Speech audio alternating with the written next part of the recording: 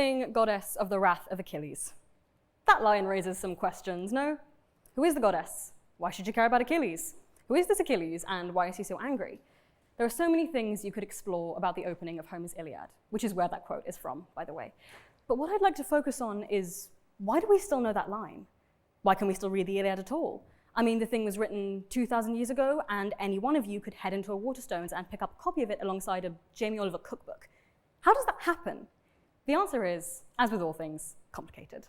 I'd like to shed some light on why classics, by which I mean works originating from the period between the early BCs to the fall of the Roman Empire, should still be taught today, despite not seeming all that relevant to our modern lives. The short answer is that people in the ancient world decided to preserve certain works because they thought they contained something important. The longer answer requires us to go back and explore why classical works like the Iliad and Odyssey, and many others, are still with us today. But keep in mind, there are a great many works that are now lost to us. Have any of you heard of the Aethiopus? The reason none of you have would be because one of the only things scholars really know about it is its name.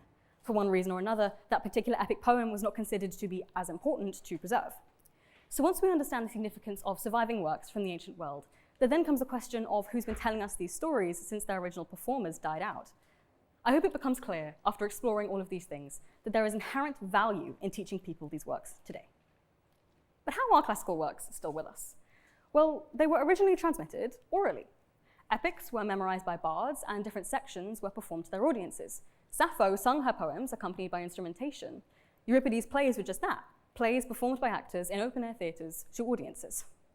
The oral medium was the dominant form of entertainment, until it wasn't. It is because the people capable of writing decided to document these important works that they have survived into the modern world. But while some survived, others didn't. The epic cycle is a series of poems telling stories from the Theban and Trojan Wars dating back to the Greek Archaic Age, and the only poems from it that have survived in full are the Iliad and Odyssey. So why are these epics the ones that are still with us? What makes them special? Why can we still read Sappho's poetry, fragmented as it is? Well, this stuff survived because of how human it was. In the Iliad, Achilles goes into a strop and sulks in his tent for the majority of the story. In the Odyssey, Odysseus essentially dooms himself by revealing his name to a monster because he wants the associated glory. And this is the opening to one of Sappho's more intact poems. The people in these works are relatable. Audiences can identify with their experiences, and that makes the stories as a whole stick in their heads more. This coincides with the influence of cultural identity. The stories people remembered were the ones they wanted to pass on, and thus the ones that made their way into public consciousness. When the time came for them to be documented and copied down carefully, the ones that were most impactful and well-known were chosen first, and thus made their way into arts and culture. Then people decided to prioritize certain works over others, and the ones that are still with us survived by virtue of their humanity. That is why so many classics have survived into the modern age, despite being from an entirely different world. Our ancestors thought they contained something future generations should know about, and they were right. Classics are still resonant and impactful today, despite existing in an entirely new cultural context from the one in which they originated. So, great care was taken to preserve classical works. But how were they perceived outside of the classical age? And what gave us the associations and stereotypes that are attached to classics today? Well, a key thing to note about transmission of classics in the modern world is that people who had no exposure to them saw them through the lens of those who had. Take, for example, the likes of William Shakespeare and Christopher Marlowe. Shakespeare had a copy of Ovid's Metamorphoses, the stories in which he worked into A Midsummer Night's Dream and The Tempest. Marlowe was an accomplished Latinist who had finished translating Ovid's Amores before going on to write his play Dido, Queen of Carthage.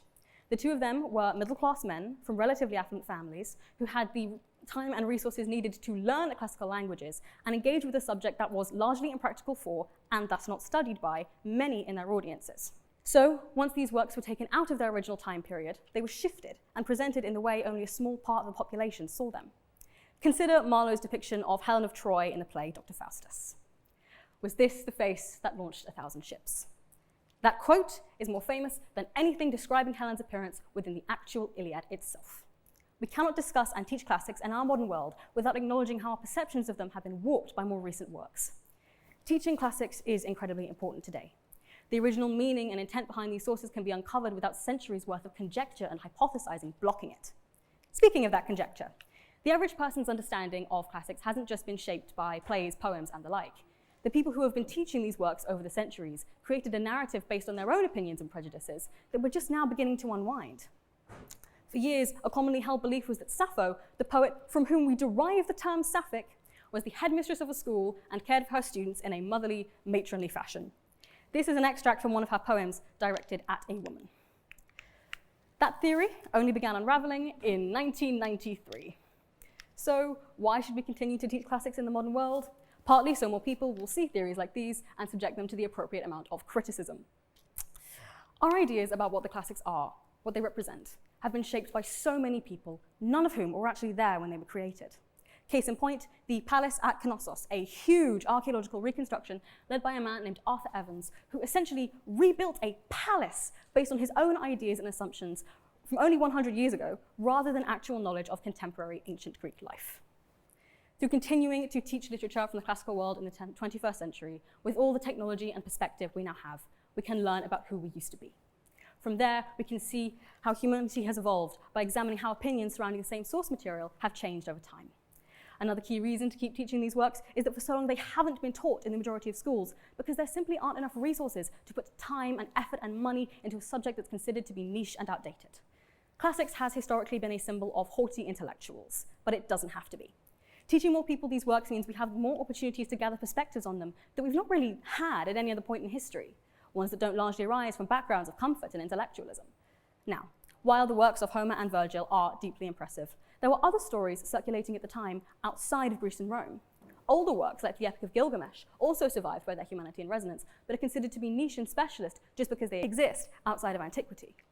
Through popularizing the more traditional works from the ancient world, we unlock the door to a society that understands and appreciates the pillars of different cultures across the globe. And one final, crucial reason for keeping the classics going is that they are fun. It's important to remember that classical literature isn't boring and stuffy. There are so many great moments from Homer, Euripides, Ovid, and more that are deeply entertaining. Here's a direct quote from the Odyssey in case you don't quite believe me. So classics are still relevant in the modern world. They can teach us so much about who we were thousands of years ago and how we've changed over the centuries. There are always more things to learn and understand, even in works as old as these, but we can only learn them if classics continues to be taught to as many people as possible. Thank you.